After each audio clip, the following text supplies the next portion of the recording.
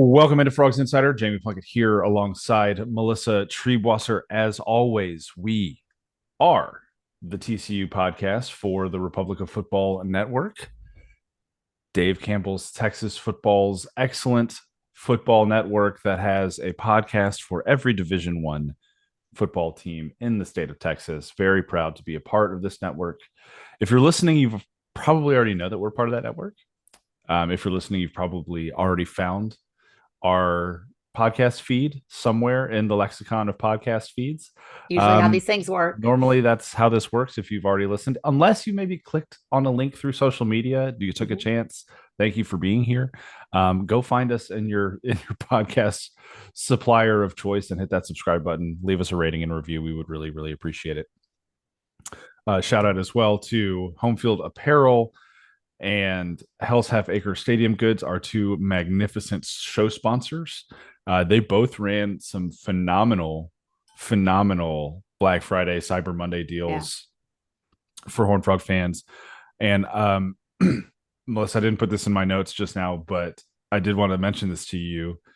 I got a text from our dear friend, the founder of Hell's Half Acre Stadium Goods today, and it was a little screenshot. And let me see if I can pull it up really quickly. It was a screenshot of a message that he got on the website when someone made a purchase. And it said, ordered from you before, but see you on Twitter and hear you on Jamie and Melissa's show all the time. Love your stuff. That's what we like to hear. That's what we love to hear. Listen, thank you. I didn't get a name for who that person was, but shout out to you if you're listening to this episode. Whoever you are. We love you. And to those of you who are thinking, maybe I'll go to hellshalfacresg.com and order some TCU merch, leave a note in your purchase order that says, hey, was listening to the Frogs Insider podcast. Because we just want to make sure that we are doing a good job of promoting that excellent brand. Hell's Half Acre, you mentioned their Black Friday, Cyber Monday deals. They also are running some special Christmas promos. I know they were doing 35% off all the script frogs. Home Field always does a 12 days of Christmas. Today was, as we're recording this, which I think is, I have no idea. I think it's Tuesday. It's been that kind of week. Today is Tuesday, yes. Cool. They did their mystery box t-shirts. I think mystery box fleeces are coming up too. That's always a great deal. So the savings do not stop at Hell's Half Acre and or Home Field Apparel. So if you're looking for some Christmas gifts, hey, it's college decision time. TCU early decisions came out on Friday. Both of my early decision applicants got in. We've got two new Horned Frogs coming from St. Francis. We're waiting on early action. I got, I think, 20 something more kids waiting on early action decisions next Friday. If you want to get those, if you want to celebrate the future Horned Frog in your life, this is a great time to do it. You can get great TCU gear from our friends at Hell's Half Acre and Home Field Apparel. If you have a child going to a school that's not TCU, I'm sorry, you tried your best as a parent, but you can find a lot of other wonderful schools through Home Field Apparel as well. I don't know. Maybe they're saving $1 or $2 and sending their kid to Harvard. I don't know. Yes. Hey, those decisions come out next week too. I got two waiting on that. So oh my gosh. It's wow. This is a tough time to be a high school teacher. The first 2 weeks of December and all of April, just a really tough time to be a high school teacher if you're invested in the future of your students. So. Other than those 6 weeks, I've heard it's smooth sailing though, right? Other than that, absolutely. Listen, I can't even talk about some of the things that went on today that are I'm emotionally destroyed already. Just like, don't be a high school teacher. There's a lot going on. There's always a lot going on. Don't do it. Tough. It's a hard job. Yeah. You know what else is a hard job? I bet you. I think I know where you're going with this one, JV. What is I would say college football coaches in December have an equally challenging time. I thought you were going to say moderating a 247 board in December was a hard job. I thought that was the direction you were going to go for. Working for Horned Frog Blitz. Yeah. No, Horned Frog Blitz is great. Everybody's being totally rational and totally normal. Rational. Right now, I did mention last week on the board, I was like, is this what every offseason is like? And everyone to a T was like, you haven't even seen the worst yet. I think that there one particular poster who's been passed around our group chat. I don't know if he listens or not, but there's one person who has taken the offseason to a level that I only expected to see from an SEC fan base. And in that way, I honestly, I'm a little proud. Yeah. that this small but mighty bunch has risen up to the level that they have. Yeah. But I will say, at the risk of my own, semi side job career here, it's okay to walk away from the computer sometimes. It's okay Yes. to go Yes. outside, take a breath of fresh air. It's restorative to the soul. Sunlight is good for your skin and your Yeah. mental health. Let's let's It's do more touch of that. grass, my Take some friends. Touch laps. Take grass. take Yeah. multiple laps, Yeah. folks. It's okay. I would imagine that, Sonny Dykes has been taking some laps, walking around campus, catching some air, getting a little good breath in. I'm hoping he's not spending a lot of time on TCU fan communities because, as you said, not really reacting rationally, but frankly, I understand a little bit of the concern and consternation coming from a fan base that is a year removed. I got the notification today, a year removed from playing for a Big 12 championship, and now staring down a 5-7 season where our season is over. And as expected, but maybe not who was expected, the transfer portal names are pouring in, and man, it's rough out there. It's rough out there for Frog fans. It's there are three types of transfers. I think there are the transfers where you kind of see it coming, um, be it playing time, be it other kind of circumstances where it's just very clearly like not a good fit for the kid, right? And so you're like, okay, let's try to relocate, start from square one again, and just see if we don't have a better situation somewhere else. There are other kinds of transfers where maybe a kid is encouraged to go and do that because of whatever underlying circumstances there are in a situation. Maybe it's not as mutual in box option number two. And then in option number three, there are the guys where it's like, oh, no, like we have plans for you. Yeah. We need you here. Let's have a conversation about what this could look like moving forward. And depending on those conversations, sometimes maybe a kid will stay, maybe a kid won't. And I think we've really truly seen a couple of different versions of that for TCU already this week as the portal has opened up, because it opened up on Monday officially. Grad transfers had an extra week to hit the portal and start having some conversations, which is why we saw some stuff starting to stir up last week. Other kids that weren't grad transfers started to announce intentions to go into the portal when it opened up officially on the 4th. So they were filling out paperwork, getting all of the kind of the back end stuff submitted so that right when that portal opened up, they were in it and available to be reached out to by other teams. And but this year, just in general, Melissa, over 1,100 kids in the first 24 hours entered the transfer portal, the most in any given day in the history of the portal. I think we're only going to see it ramp up more and more and more, because the other aspect of this is the fact that there's NIL coming into play here, and kids are entering the portal to see if they have an opportunity to maybe make a little bit more money somewhere else. And so I want to be careful with how I talk about the kids that are leaving TCU, because I do like all of these kids. There are 9 former Frogs going into the transfer portal currently. And I think that up and down this list of names, they're all good kids. They all have opportunities maybe to go and be successful other places outside of TCU. And they also all have varying reasons for why they're not maybe going to be as successful as TCU, or they're choosing not to be as successful at TCU, right? And so there's context behind every transfer. What that context is, we only know to varying degrees.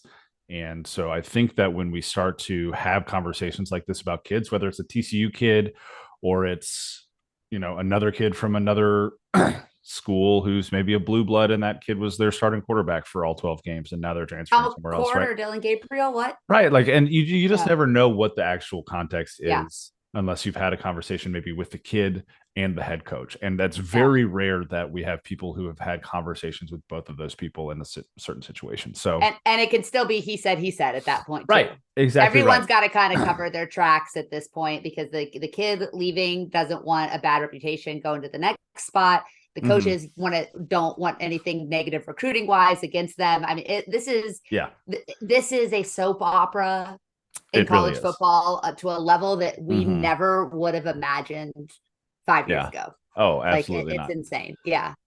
So I want to give a shout out though to Task Force Frog, who's a member of the board, because they did something really cool today. As if you're a member of the site, and Melissa, I know that you are, so you've been following some of the madness. It's like, okay, Jeremy hears something and starts to maybe break that news to the board. I hear something, I start to maybe break that news to the board, or there are some rumblings of some stuff that's happening and we can't really comment until we have something confirmed.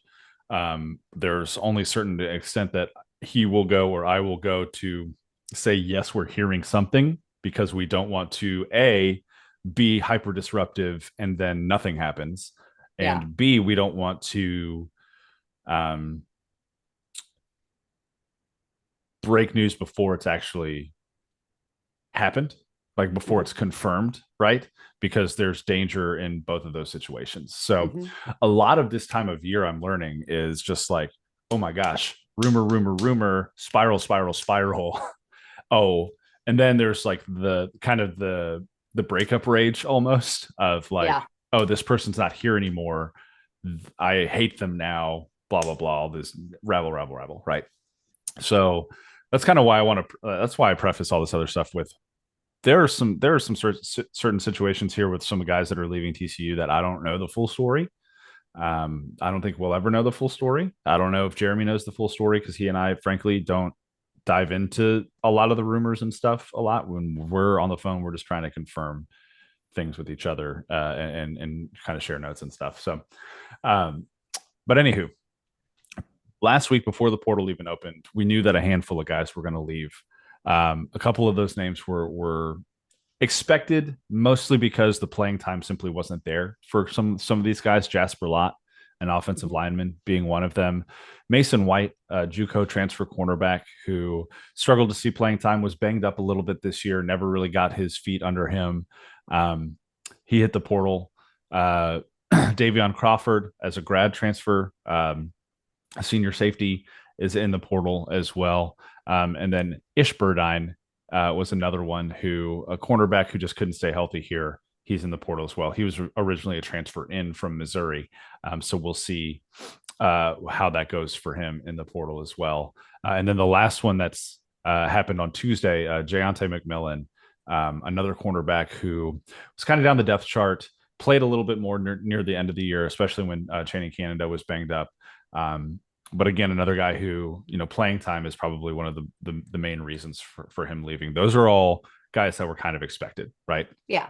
And then there are the next kind of group of guys who, okay, wow, like what happened here that made this separation happen? Like, why are these kids leaving the portal? Because these are some of the more highly rated kids in the class who you were, at least from an outside perspective, thinking, okay, these are pieces that Sonny Dykes and his coaching staff can build on to not only, have this really awesome year one national championship experience, but build a program that is capable of sustained success, of staying on top of the mountain, not just getting there once. So you've got Chace Biddle, right? One of the highest rated recruits from the 2022 class. Technically, Sonny's first class. Was a flip, right? So he was one of those kids that was committed to Sonny over at SMU.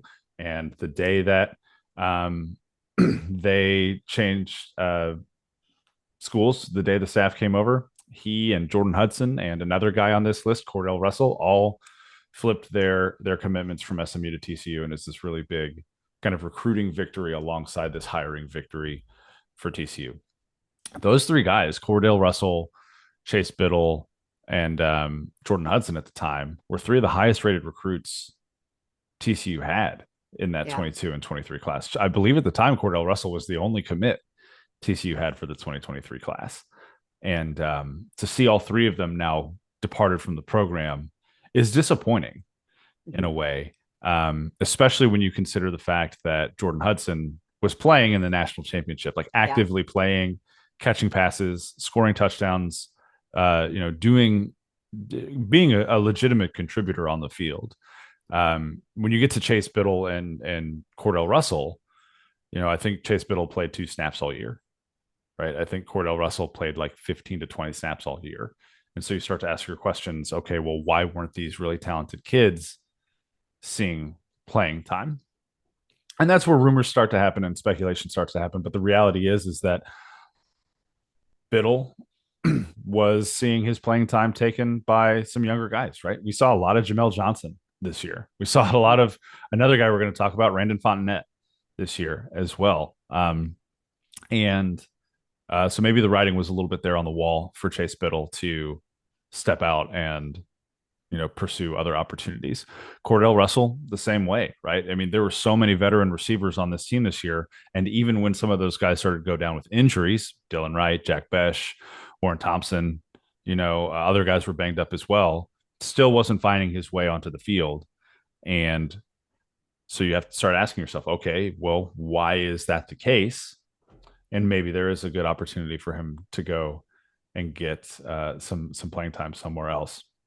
I want to stop there before we talk about the next 2 guys that came out on Tuesday, Melissa, because I've been going for a couple of minutes now, and I just kind of want to hear your thoughts on this, because I really do think that, to this point, the names that we've talked about that are leaving TCU, you're talking a lot about guys who contributed in some ways, weren't maybe the biggest contributors, and really, truly, it's a lot of maybe unmet potential, but no real significant, like you're not losing 1,000-yard rusher in that group. Yeah. You're not losing a 100 tackle guy in that group. You know what I'm saying? Well, this is the issue. And I think this is going to come into play when we talk about the other 2 guys as well, is that there's, you've said it before, there's multiple stories here. And, we saw the talent of a Cordale Russell. We heard about him. He was an early enrollee. He's a guy that's been on campus, someone that we were talked about his physical prowess, is, how gifted he was. Chace Biddle, we didn't really see as much or hear as much about. And, based on the safety play this season, that again, maybe the writing was on the wall there that he couldn't break into that lineup, at the expense or, instead of some of those younger true freshmen. What I think is the issue here, and I think it's an unanswerable or unsolvable issue, is how much of this is not coaching up, not developing, not giving opportunities to guys. How much is this is on the kids, maybe not taking advantage of the opportunities, maybe not studying the playbook, maybe not having the work ethic or the ability. And that's what we don't know, because we're really just 1 year into the development cycle under Sonny Dykes. And so that's kind of what I want to know. And as we move into talking about some of these other guys as well, that how much of this do we look at and say, this is college football, this happens, highly rated guys are going to move around. Guys that don't get to play earlier are going to move around because that's what they do. How much of this is saying we might have a problem at TCU and that we're recruiting high level talent that can't actually play and contribute, or that isn't willing to stay and develop to the level that they contribute, or doesn't see an opportunity for them to contribute down the line? And then how much of this is there some evaluation issues as far as whether it's talent or whether it's fit, whether it's character? I mean, I think that there's not a TCU fan among us that would say they watched this team compared to 2022 and thought this was a high, like the character of this team stood out, the leadership stood out, the work ethic of this team stood out. That compared to a year ago, and guys like Max Duggan and Quentin Johnston and them, it was obviously a very, and Trey Hodge Tomlinson is a very different group as far as how much they were willing to do in order to achieve their goals. This group didn't have that, or didn't have enough of those types of guys. And so I think my biggest question right now is evaluation. And I say that not just based on guys that are leaving, and guys that we aren't being able to hold on to after just a year, guys that were projected starters. You kind of mentioned Randon Fontenette. That to me is the big concerning one. But we've seen twice now a guy be slotted to start at quarterback, and someone to come in and maybe play at a higher level. You've got to wonder, like, I don't really want to name any names, but there's some veteran guys that we all watched out there, especially on the defensive side of the ball, that were like, why are some of these young 4-star, highly talented guys not able to overtake some of these veterans that we've kind of seen enough tape on to know what they are capable of and what they aren't capable of? Is there something in the evaluation process as far as how they're recruiting guys that maybe concerned us about being able to build this program up from a talent perspective long term? I mean, that to me is going to be the bigger question. I don't know that we're going to get the answer to that in the off season, obviously, but that's to me where I want to see a successful transfer portal recruiting cycle, a successful high school recruiting cycle, now that they're not doing this all last minute. And how many of those guys can you develop into meaningful players in 2024 and beyond? You're right. And I think what's really important about what you said is the fact that we're still really early in the development opportunity for this coaching staff to show, hey, this is how we build a program. This is how we develop kids from high school to junior year of college, to when the data shows that's really the year that the majority of kids at this level will break through and be big contributors on a team. So we're just, from a time perspective, we haven't gone out far enough yet. There hasn't been enough runway. But I do agree too that there are some big questions that we can start to at least analyze right now. And part of that is evaluation. Part of that is execution on the field. Because the thing that kept coming back to me, because what I saw TCU fans doing this whole season was having a debate, and it was not necessarily two camps having a debate, but it was this kind of circular arguing around kind of what I think you're touching on here. And that's, okay, well, are the problems on the field execution based or coaching based? As if it's like a binary and it's one or the other, when in reality, it's probably a blend of both. For sure. Where there are some guys that were very clearly asked to do things that they simply could not do this year. But because of maybe the depth of personnel behind them on the roster, those were the dudes that you had to roll with, right? In other aspects, though, there were absolutely some places where you could say, okay, we've identified what this guy can do really well.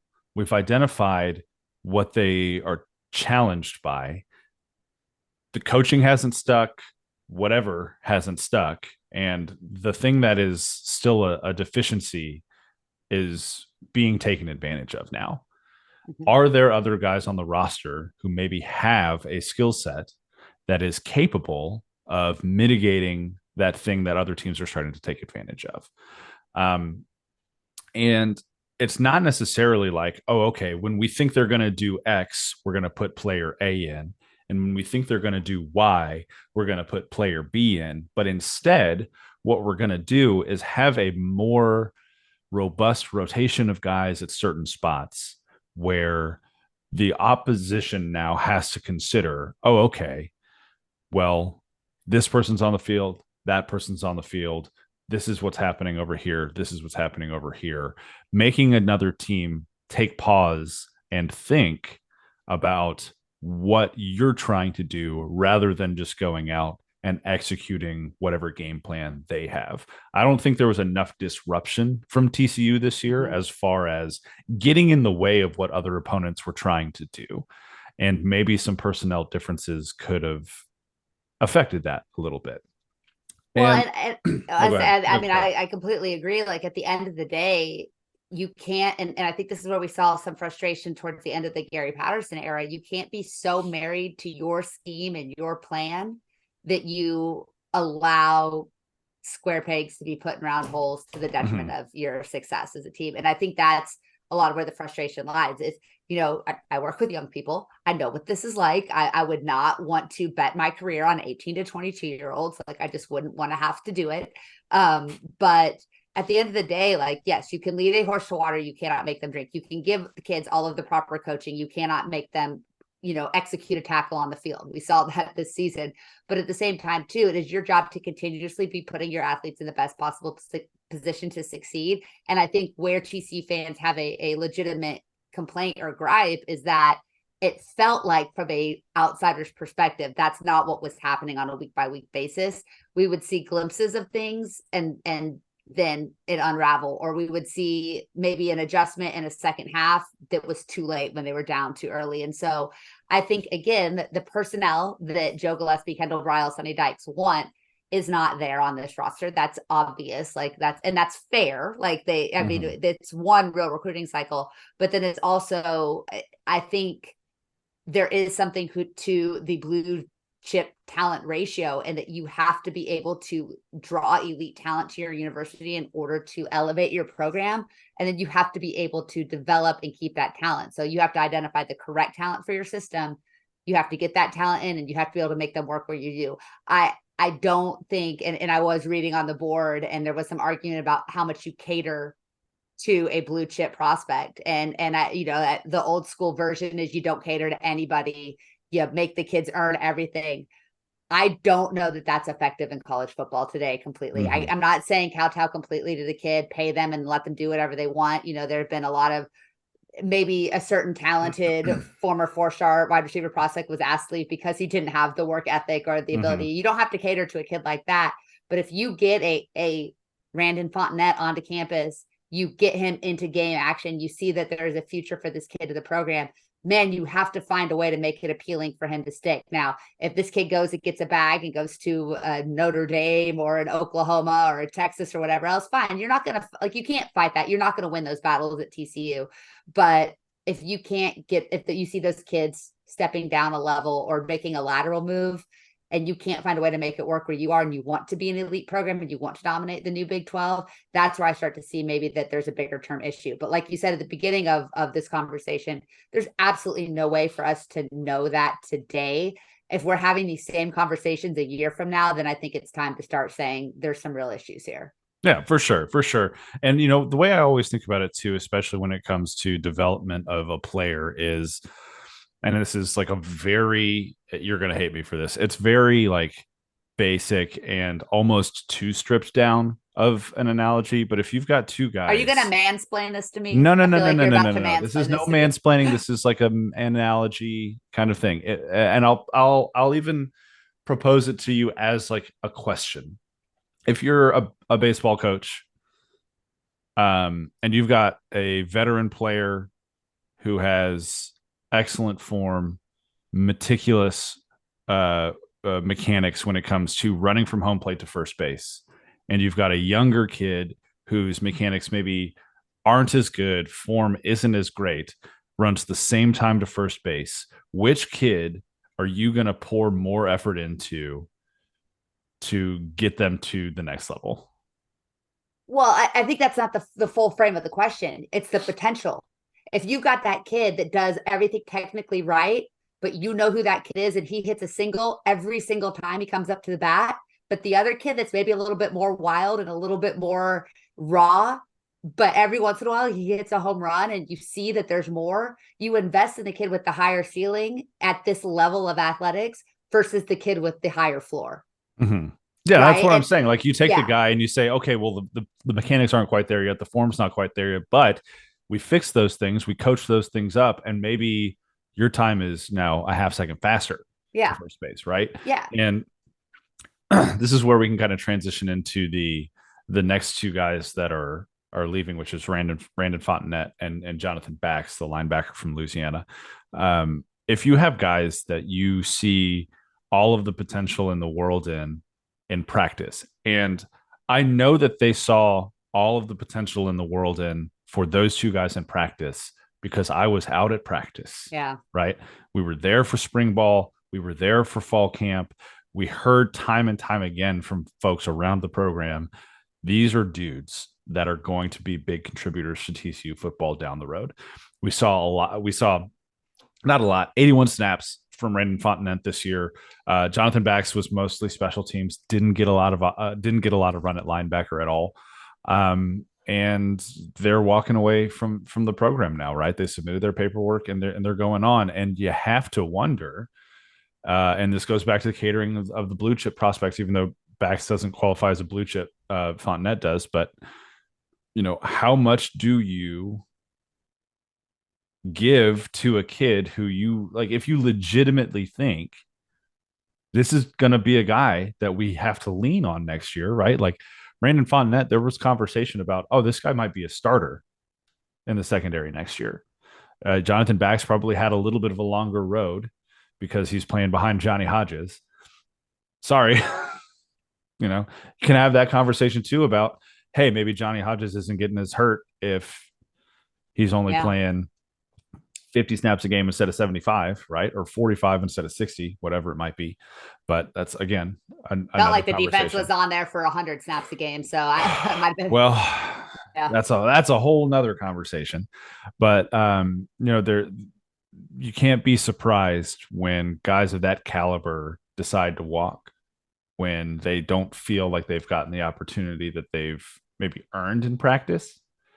And maybe, I saw, of all people, I saw a couple of different current and former Horned Frogs tweeting about the transfer portal today, mostly in negative ways, mostly not naming anybody, but mostly just saying, oh man, like people have no patience these days, or people a couple think too kids that highly were of themselves. Transfers themselves, though, also, but Sure, that's okay. Sure, that's yeah. Okay. And again, right, circumstance matters, context matters. People transfer for different reasons, yada, yada, yada. I've said all that already. But what it all boils down to, I think, for me, and especially when it comes to Fontenette and Bax, who I'm really bummed to see go, just because I think that they have all the potential in the world, and I would have loved to see that potential realized at TCU. I fully think and truly believe that we will see that potential realized somewhere else, and that's really great for those kids. Not as great for TCU, but the thing that I think it all kind of boils down to is the impossible position that football coaches are in now to recruit their own team, recruit at the high school level, keep an eye on guys they miss at the high school level in case they come open in the portal, make sure that they aren't sacrificing on-field product for trying to maybe keep the future of the program warm enough to where they don't go to someone else's campfire, right? And it feels like an incredibly difficult challenge. And like you said, you never want your career to rest on the whims of 18 to 22 year olds. But it feels like it's an even more impossible task now, because someone could go get a bag, someone could just hit the portal because they're not happy, all these other things, versus 20 years ago when, oh well, do you really want to leave? Because you're gonna have to sit out a year, and you're not. I mean, no one's, quote unquote, no one's getting paid. It's and I say all this and I ask these questions because I think this is what I stumped for a really long time, was for the kids to have mobility when it comes to being in a situation they weren't comfortable in. Why would they have to sit out a year if they wanted to go somewhere else? I still agree with that. I still think they should have immediate eligibility. I'm okay with the waiver process for a second transfer. I stumped for a long time, and you did too. The kids deserve to get paid, right? And I stand by that. I have not wavered on that one bit. And I said this on the mailbag episode last week. If the market says that a kid's worth $1.5 million, then the market says a kid's worth $1.5 million, right? And pay that man his money. And I think that the new challenge for coaches is, oh man, we're not the only ones that are getting a big bag anymore. Oh man, we're not the ones some power that can just dip on a contract halfway through it and go take a bag somewhere else. How do we navigate this shift in power, essentially, that has gone away from coaches and into the hands of players? And how do we also at the same time try to grow up these 18 to 22-year-old young men for the context of college football only? How do we grow some of these kids up to understand the responsibility that comes with power and money, right? Freedom and money, and without sounding hypocritical, Yeah. right? So Well, not only are you coaching a football team anymore and growing up young men in a certain way, but now you're also having to navigate that in the new reality of, well, if a kid doesn't like it, they're gone. And it just seems impossible to me. and it is. And I mean, you're gonna lose some of those battles every single year. Yep. And that's fine. Like that's what it is. But to me, and again, I'm not equating my coaching experience to coaching a Division I Power 5 football team. I completely understand that. I don't want anyone to take this the long way. But on some level, there's certain principles in coaching that translate at any level, whether you're coaching your kids' t-ball team or, TCU. When you have a talented kid or a kid with a special skill or special gift, you find a way to exploit that gift. Yep. When you have a kid, like you said, that maybe struggles in a certain area, you find a way to cover up that soft spot. I sat there and I had a kid who's the fastest freaking kid in our league. And I knew she was the fastest kid in our league. So what did I do? I schemed up every single opportunity I could to get that kid the ball in space and let her run by people. And she led the league in touchdowns. Even like we didn't win as many games as we would like. She missed 6 of those games due to other things. She still led the league in touchdowns because I was smart enough to say, this kid is good. Here's what she's good at. How can I give her an opportunity to be good at that and help us win football games? Like that, and that's the frustration here, I guess, is that you see these kids perform in practice. Mm-hmm. You see what they're good at. You say, this kid's the future. You're a 5-7 football team that could have used help at the position that those kids played. Bax is playing behind Johnny Hodges. Johnny Hodges missed a good portion of the season. Cordale Russell doesn't see any meaningful snaps. The wide receiver unit was banged up, and there wasn't a guy that we felt like could stretch the field consistently.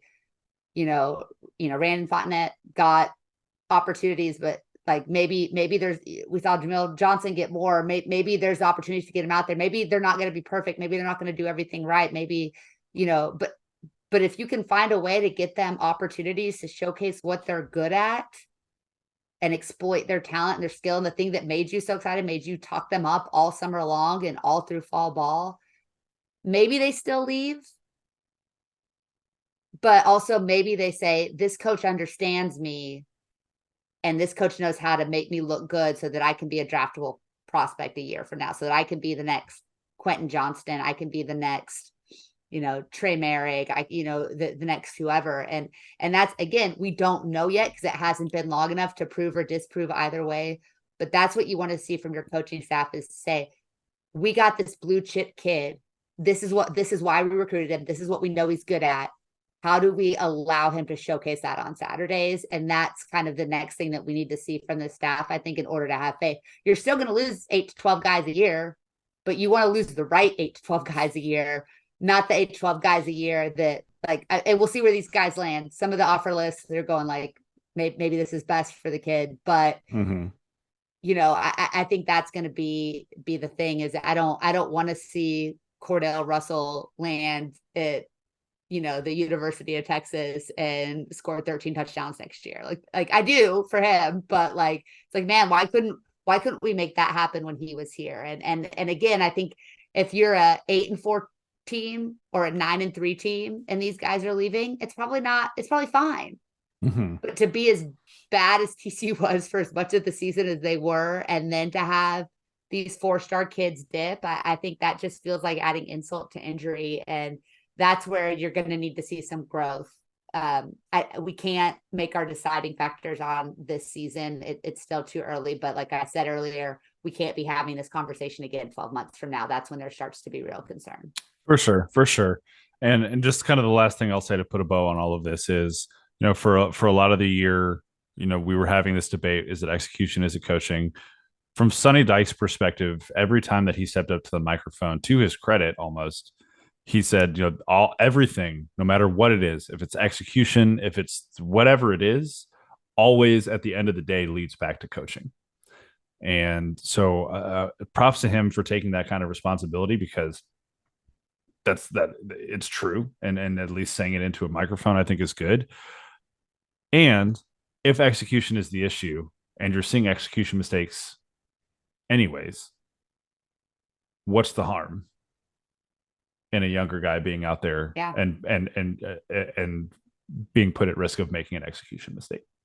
Well, and if you're gonna say it comes down to coaching, and you say that see the same mistakes being made consistently throughout the season, and then you kind of go with the status quo going into the next season, there's not a lot of room for error to not be making those same mistakes in 2024. No, there's not a lot of room for error. I don't necessarily want to bring up coaching changes or lack thereof. You talk about getting the board fired up, but I think that we were promised they wouldn't sit on their laurels. That doesn't necessarily mean anything has to change, but they're going to need to find some wins here if they want to get the fan base back on board. And as you look at what the future of college football is going to be, you're going to need the fan base on board and invested in your program in a way that it does not feel like there's not a lot of comfort amongst this fan base right now. And it's not a big enough fan base to have a good percentage of it kind of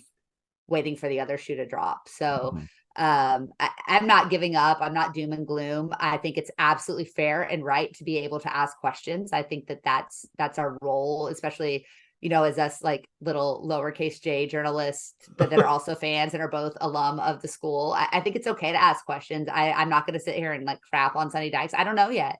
He gave us the best season of either of our lives, right? And one of the biggest runs, and he did so much for TCU and built this incredible mountain of goodwill that could have bought us a lot of time of being average, but this was such a steep and precipitous drop that I think you have to show that we're climbing back up the mountain. I didn't need to compete for a national championship game again, but I felt like so many of those 7 losses, there was such a hopelessness around how they went. And you think about specifically West Virginia and Oklahoma, where it just felt like there was no chance. And that's where we want to see some hope. And so to come out in day one of the portal, the first 2 days of the portal, and lose 3 of your top recruits from the 2023 class, guys that were potentially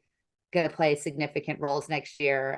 We need to win, and thankfully early signing day is around the corner, and hopefully we get some in. Yeah, I think it's going to turn out to be a pretty decent high school class. It's not going to be as highly rated as 2023 was, but there are a couple pieces still in the works. There's a Duke cornerback commit who Paul Gonzalez went out to see at Texarkana High School earlier this week and is scheduled to take an official visit now. And obviously with Mike Elko leaving Duke and heading to Texas A&M, there might be an opportunity there for a little flip late in the game.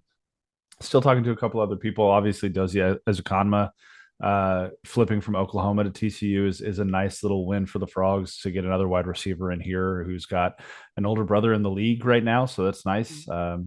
Nice little family bloodline there coming over to the Horned Frogs. And they're 30th right now in the rankings on 24/7. Adding 1 or 2 more guys might bump them up to 29 or 28. And you're talking about a top 30 high school class, which it's not 21, but the top end of that class is also still really, really nice with Jakyle Baker, Haas Haney, and Jakyle Baker. What am I saying? Jakyle. Oh my God. What is happening? I'm having a whole stroke right now. It's been a while. It's been a week. We're fine. What am I doing? Hang on. It is Jakyle Baker. No. Thank you. It is Jakyle Baker. Yeah, it is Jakyle Baker. Okay. I don't know what's going on. Jakyle Baker, Haas Haney, Jeremy Payne, Travis Jackson, some of these really, really talented kids who TCU fans should be excited about, right? Yeah. I don't feel like TCU fans have had an opportunity to get excited about anything. And I think you're right. Early signing day is right around the corner. And that is an opportunity to genuinely be happy and excited about some of the things that are happening with TCU football. JB. I was gonna say, like, there are other things to be happy and excited about. Like, I know we all think about football and football season all of the time, but my God, like TCU basketball. Yes. Like, Fired up. let's be happy and excited about not only TCU men, but the TCU women who are now 9-0. 9-0. Madison Yes. Connor has hit 19 3-pointers in her last 2 games. And she Yes. has done so in, I think, 44 attempts. So 19 for her last 44. Yeah. Fourth leading scorer in the country. Yeah. Dope. Sedona Prince flirted with a triple double tonight. I saw her block a shot with her left hand that the player that she blocked literally just looked at her and smiled and was just like, okay, like, yep. It is what they are doing. The true tests still remain, but man, like this TCU women's team feels like they have all of the pieces to be a problem in the Big 12. 77-60 win over Abilene Christian on Tuesday night. The last block Sedona Prince had was probably my favorite block because it was like a little guard just running, trying to get a shot, and Sedona just palms the ball and just like tucks it like a football, like doesn't block it away. It's just like, no, this is mine now. Like like an older sibling snatching a ball away from a younger sibling, and then just like started a fast break, got and dribbled out the clock, and TCU won. And I know we talked about this a couple episodes ago, but just how impressive it has been that Mark Campbell in such a short amount of time effectively used the transfer portal, effectively maintained some of the high school recruiting class from this past signing class, and then managed to navigate some of the remaining players from last year's team and just kind of weaving all of those players together into what we have seen so far, which is a really fun product to watch. First and foremost, they are a fun basketball team to watch. And fun. They, he said in his introductory press conference, we're going to pick and roll. We're going to run picks and we are going to shoot the ball. And my God, if he was not lying, like he was not lying. No. They go 4 out. They shoot the ball like crazy. I think Sedona Prince leads the nation in picks and screen set. Like, holy cow. I would not want to get screened by her either. No, she's 6'7". She's a beast. And just screen and roll, screen and roll, screen and roll. That's her whole existence outside of blocking shots, rebounding, and then, scoring close to 30 points a game. So absolutely crazy what Mark Campbell and that group of women has been able to do so far this year. 9-0. Like you said, not the toughest schedule in the world, but a win on a neutral site against Nebraska is a pretty good win. A 25 point win over a Rice team that beat TCU last year is a nice little marker of how far this team has come. And a lot of those teams are going to be tournament teams. Like they're lower level teams, but they have played some good experienced tournament teams. The ACU team, I mean, they made cut a big lead with they outscored TCU by 15 in the second quarter. TCU still led going into the half, but I mean, they've played some talented individual players. They played some nice lower level teams. Its schedule, like I said, is not great, but they do a lot of things really, really well, and they have absolutely dominated their opponents. And that's what you want to see if you're playing teams that are not up to your standard of ability. So that it's going to be, again, Big 12's a grind on the women's side, just like it is on the men's. But when you watch the way they play basketball, they are going to be capable of playing with anybody. They're going to have some bad nights too. I mean, Madison Connor, she's had some 10 for 25 nights. She's had some 1 for 7 nights. I think she's going to have a lot more. Probably we're going to see a lot of like 5 for 11 nights. And I think that those are going to be the kind of nights that are going to help TCU get a lot of wins in Big 12 play. I can promise you there's not a Big 12 coach in the league right now watching TCU women and saying, I can't wait to play that team. They are all saying, I want nothing to do with that team. Not a bad turnaround for a team that was 1-17 in conference last year. Madison Connor now through 9 games, averaging 24.8 points per game and 6.2 rebounds per game. Not bad from your guard spot. How many threes is she making a game? How much of those 23 points? I'm going to guess she's averaging over 6 made threes a game. I don't have an average per game here for you, but I'll tell you that she's 51 of 112. So she's 9 games. So she's made 51 threes through 9 so games. 51 in 9 games. I like doing math on the air. So she is That's at great. 5.6. So I was really close. I was thinking about 5.6 made threes. Made threes a game. So she's scoring approximately 17 of her 23 points a game are coming from behind the arc. I bet the others are coming from free throws. How many twos has she attempted? Roughly 12 attempted threes per game. Okay. She's attempted 112 3-point field goals altogether. She has attempted 161 shots from the floor. So 40 only 42 pointers. That's amazing. Yeah. So two-thirds of her shot attempts come from behind the arc. I'm obsessed with her. And she's hitting them at a 45% clip. She's insane. I love this team. I love this team so much. Mm-hmm. You know what else I love? What's that? Unreviewable rules. God. When they go our way. Max was in, Emmanuel Miller was out. Kendra was in.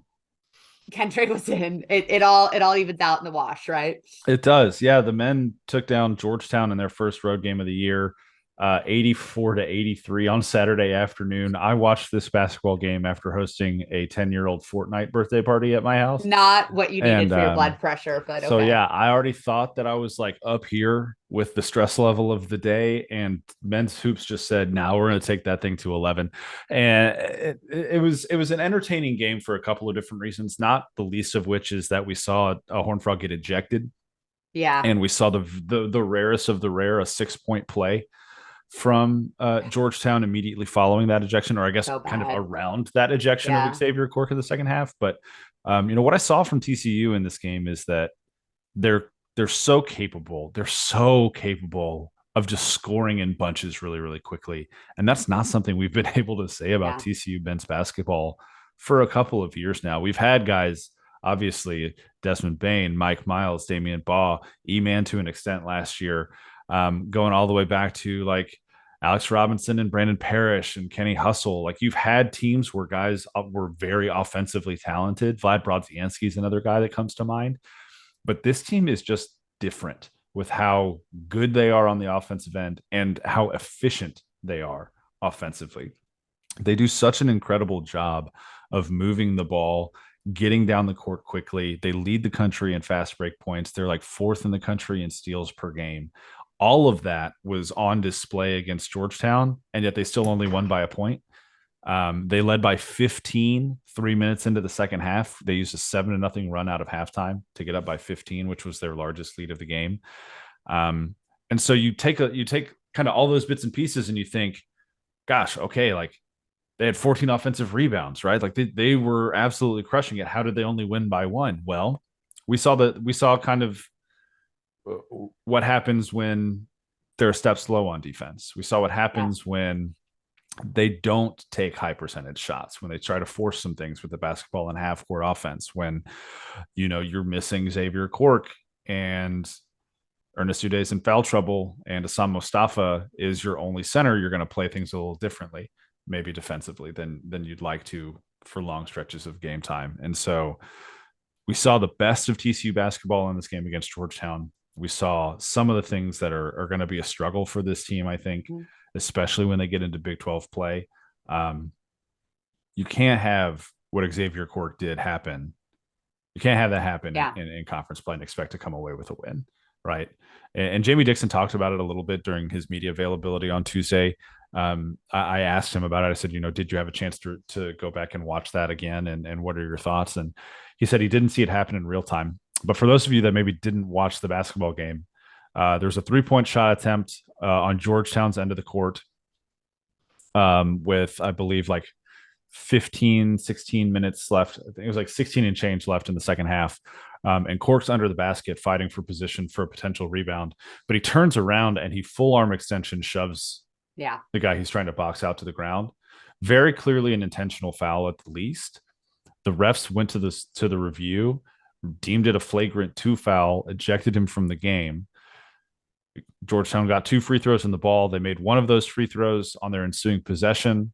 They got fouled, made 2 free throws. Oh, and the 3-point shot that was taken while Cork was doing all of this went in. So 6-point play essentially for, or 6-point possession essentially for Georgetown that really swung things back in their favor as far as momentum goes.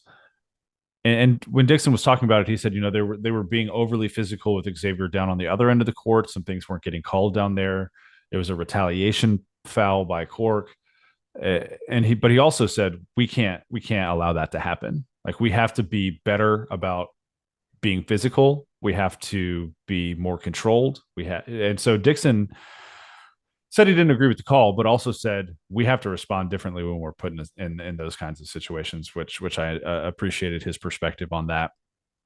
But the end of the day, TCU basketball is 8-0 now, or sorry, 7-0. They face a Clemson team that's ranked in the 20s, and also undefeated on Saturday afternoon. They've gone on the road and beaten Alabama, which TCU did in a scrimmage earlier this year. And this is going to be probably the best test of the non-conference schedule for TCU, is facing this Clemson Tigers team up in Toronto. And I'm very excited to see how that goes. But Melissa, I want to hear, before we get into whatever we're going to get into next, what was your reaction to Emmanuel Miller banking in a 3-point shot to win the basketball game? I think the way that I did it on Twitter was, oh my God, next tweet, oh no, next tweet, oh my God. Because the ball went up. It looked out of his hand. And again, been around the game of basketball since I was 4 years old, coached it. I've seen a lot of shots go up. It looked like it had a chance to bank in the minute he released it. I was like, that's got the right angle and it's got the right arc. But went in. I got super fired up. I was like, oh my gosh.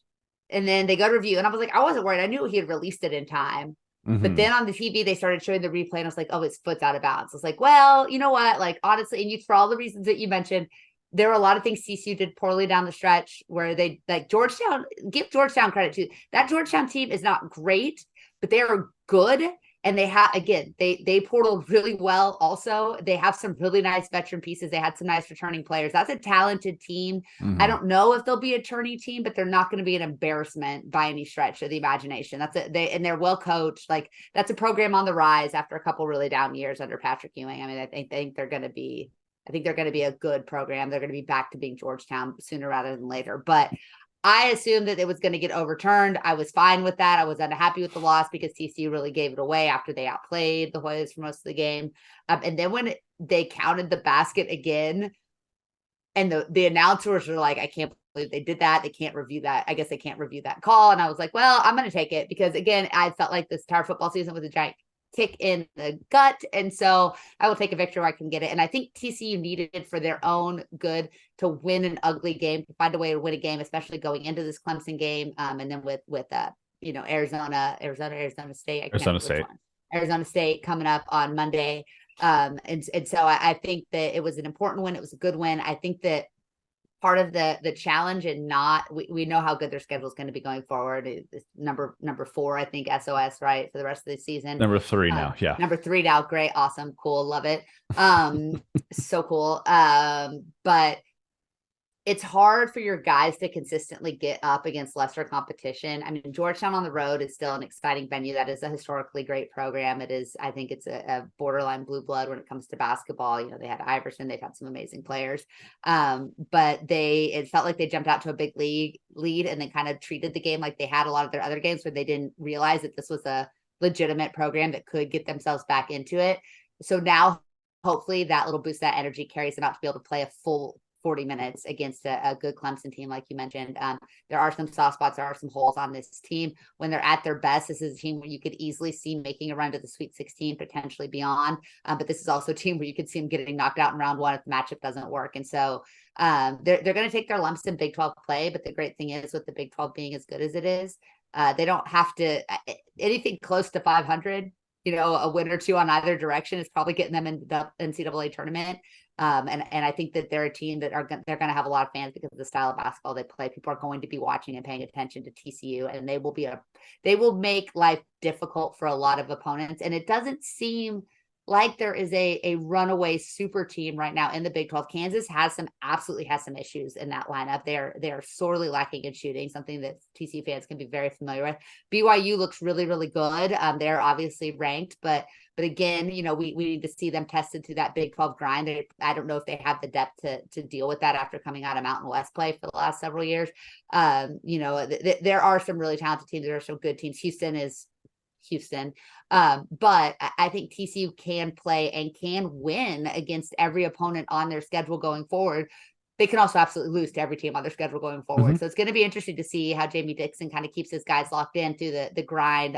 When you have that 2 or 3 or 4 game losing streak that's bound to happen in this conference, how do you bounce back up and get your guys off the mat in order to win the games you need to win? But I'm excited for some tough teams. I'm excited for some big names. I am excited for Big 12 play. The minute that we lose our first Big 12 game, I'm going to be so angry that we're in the Big 12 and that it's so upsetting to see this team have to battle like this night in and night out. Nobody else has to do it. Nobody else has to do it except for every other team in the Big 12. Mm-hmm. I was really impressed with the final 2 minutes of TCU's game against Georgetown. I thought from an execution standpoint, they did incredibly well. They've refocused defensively, which allowed them to come down, and Georgetown went to this like trap 1-3-1 zone near the end of the game. And I thought Jameer Nelson and Jacoby Coles did a great job of playing without the ball in space, getting to open spots behind the 3-point arc and hitting the shots when they had the opportunity to do so, to even put them in a position to where they could take a desperation shot to try and win the basketball game. I thought Micah played excellent defense on that foul that was called with 2 seconds left. It was good defense. It was just really, really strong defense. Sometimes you're just not going to get those calls. And he didn't in that case, but he also delivered one hell of a pass to Emmanuel Miller to even give him an opportunity to heave one up. It wasn't even really a desperation shot. Like, it was a desperation because he banked it in and because of the arc. But honestly, that play and that time was executed really, really well, other than the fact that he stepped out of bounds. But that didn't happen according to the official report, so it doesn't matter. And you could have probably called a foul on the guy because he hip checked him. He moved him. And they called some fouls on 3-point shooters in that game. Tough. Listen, like, I think, we talked about this on the other way earlier. The one thing that I just really love about having Jamie Dixon at the head of this program is that guy knows who he has. He knows what they're good at. And he has shown the flexibility and the ability to consistently put guys in positions to be successful on the basketball court. And then he's got the buy-in from those guys. Micah Peavy and Jacoby Coles, the 2 most improved players I have seen at TCU in a really long time, maybe since like Kenny Hustle, right? Like, especially Jacoby Coles. That dude is arguably the early season MVP. Jameer Nelson's been incredible too. Emmanuel Miller's obviously just been doing Emmanuel Miller things, but Jacoby Coles has been the difference maker for this team in a lot of games. And Micah Peavy's offensive game has developed enough to where he's not a liability. And if you leave him open for a 3-point shot, he's going to knock it down enough. And that's what he needed to be in order to be able to be a complete player for this team. He's been great. Again, the pieces are there. Yep. The pieces are there. The pieces play together in a way that makes them successful. They're going to lose some games. They're going to drop one you don't want them to drop, and they're going to win 1 or 2 that you're shocked that they win. Like, they're going to be good enough to be a tournament team, and they're going to be battle tested enough to hopefully finally get over the hump and make it to the second weekend for the first time in history. It will be pretty great. That would be pretty great if that happened. I think so. We were gonna talk about some other things. Let's table it. We're gonna table it. Yeah, we're gonna table it. We got a lot of off-season content that we can talk about. So let's just wrap this episode of the Frogs Insider Podcast right there. Thank you for listening again. If you could do us the favor of hitting that subscribe button, leaving us a rating and review, wander over to the YouTube channel and make sure that you've subscribed there, like a video, leave us a comment on this one, and tell us what you think we were going to talk about that we cut from the run sheet tonight. Love to hear your thoughts on that. And maybe, hey, we'll roll it into a future episode. We still have to go through and review all of our preseason predictions. We still have to talk about some of the stuff that's happening at the NCAA level. So we're going to get to all of that this football offseason, because basketball is fully up and rolling. I sat down with Kirk Sarlos last week to talk about fall camp. I've got a feature coming out on Horned Frog Blitz on Wednesday. Based on that conversation, baseball is now in their fall, like their winter break between fall camp and the start of the season. But some really fun stuff going on there as well. we're gonna have a lot to talk about here on the Frogs Insider podcast moving forward. Yeah, thank you as always to our incredible sponsors. Check out Hell's Half Acre Stadium Goods. Said they've been doing some specials. I'm sure they've got more in store ahead of the Christmas holidays. It makes a great gift for the Horned Frog fan in your life. And Home Field Apparel, of course, Frogs in 15 is our code. Listen, someone use our code. Like, just use our code. Just check it out. Try it. This is a good time to save some money. If you've got some kids in your life making college decisions, it's a great way to surprise them with a Christmas gift. A little Home Field Apparel hoodie or t-shirt, their stocking, I'm sure will make them happy as can be. But we just appreciate their support. We appreciate the folks over at Dave Campbell's Texas Football Republican Football Network for allowing us to yammer on and on every week, sometimes twice a week. About all the great things football in Texas, and check out the other. If you want to get bowl previews from schools that are playing in a bowl game, there are a couple of those in the state of Texas. But you know what? There's not an SMU team playing in a New Year's Six. So we've got that going for us, and they lost us 34-17. I rankled some fans on Twitter. I got lots of nasty replies for it, but at the end of the day, your best season in history ends with loss to TCU. So tough scene. Yeah, tough scene for those Mustangs. And that'll do it for this episode of the Frogs Insider podcast. Thank you so much for listening. I've said all of that already. We'll see you next time. Go Frogs. Frogs.